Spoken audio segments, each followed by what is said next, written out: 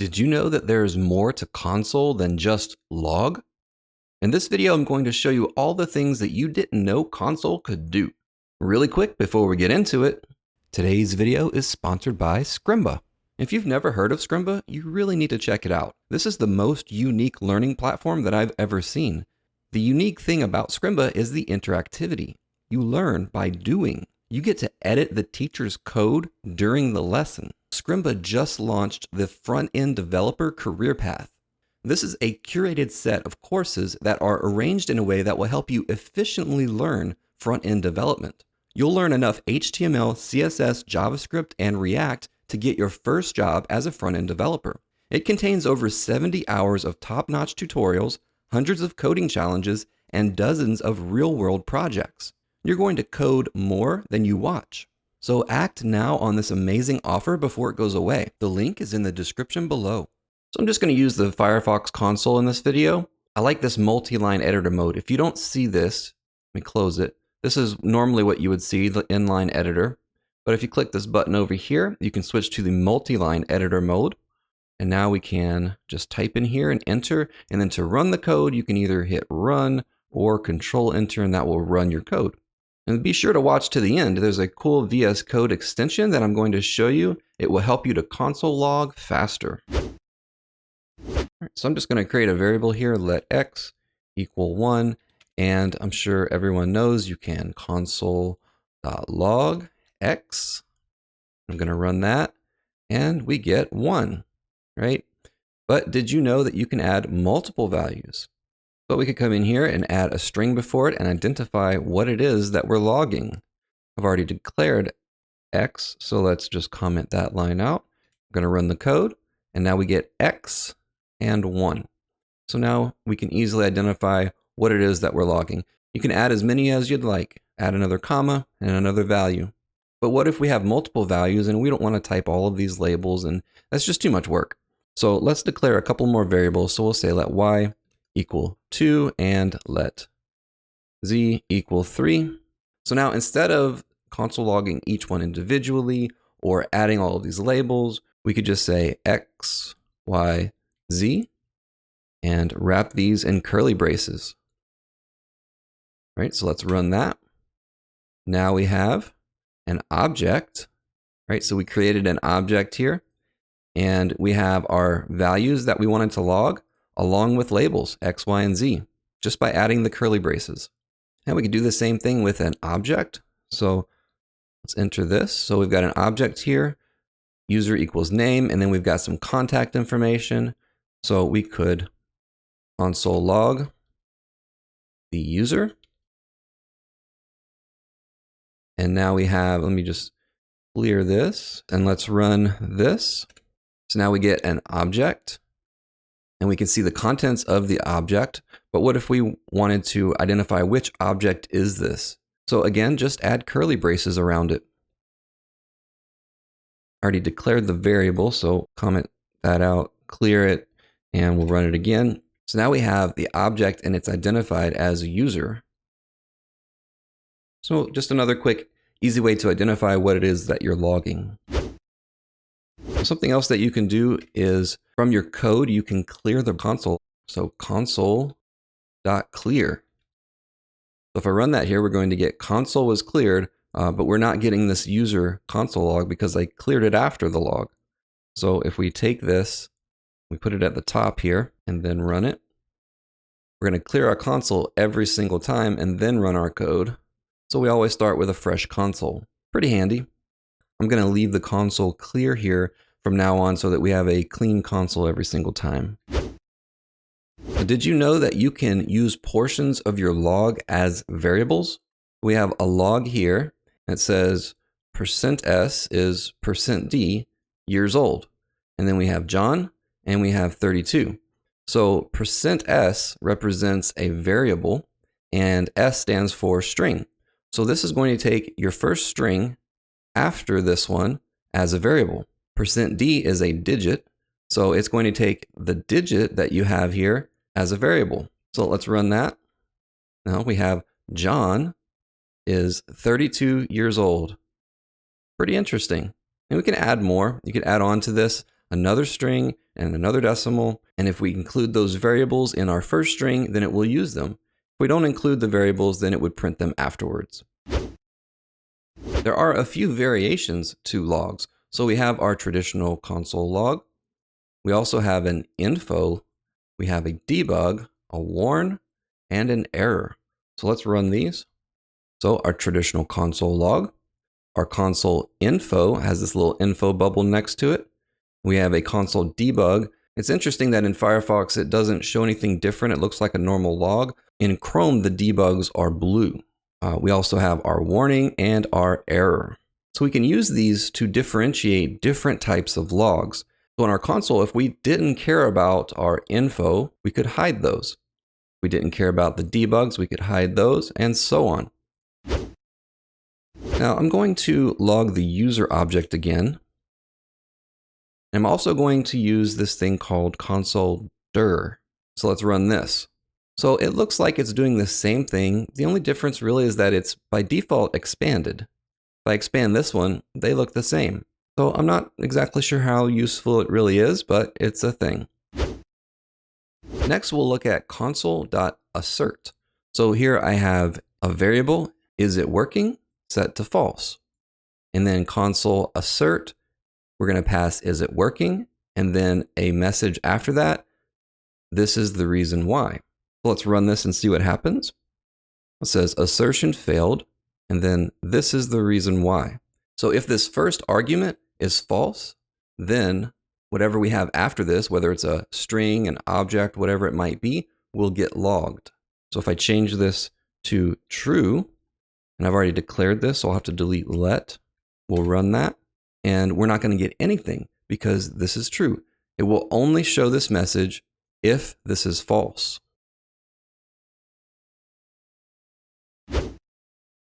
Now, did you know that you can count with console? So we have a for loop here that's basically going to count 10 times, and we're going to log console.count. Let's run that, and we get default 1 through 10. So let's run this one more time and see what happens. Now we get 11 through 20. It continues to count. There's also something called console.countReset. And so that will obviously reset the count. So if we add this actually to the beginning and we run it, then we'll get 0 through 10. If we run it again, we'll get 0 through 10 every single time because we're resetting it first. Now, optionally, you can pass in a label.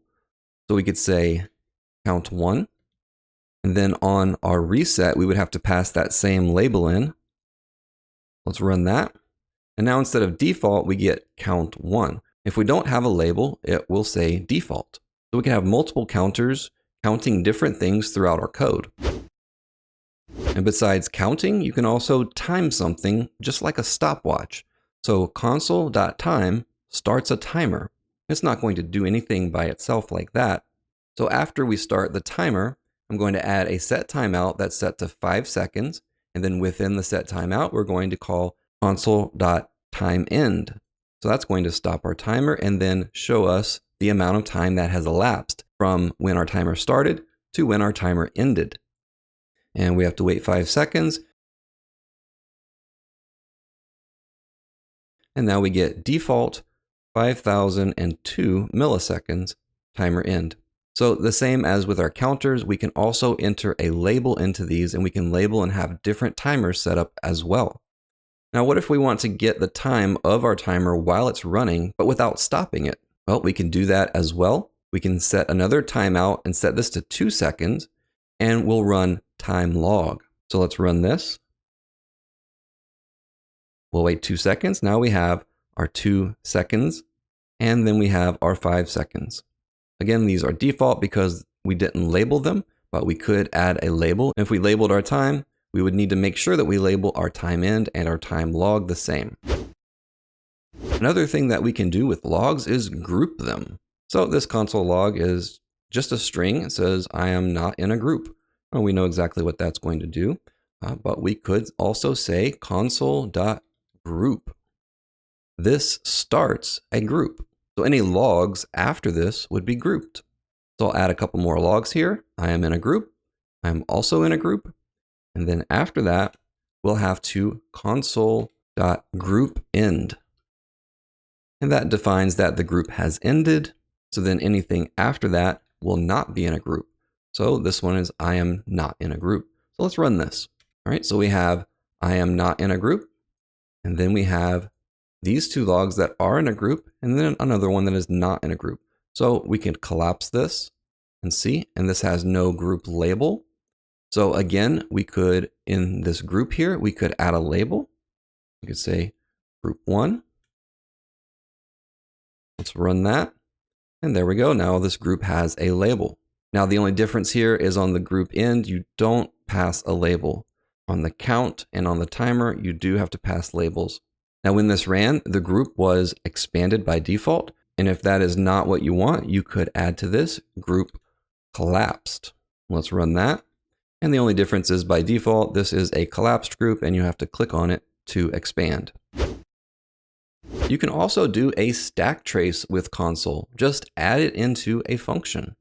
So we've got very simple functions here. Function 1 calls function 2.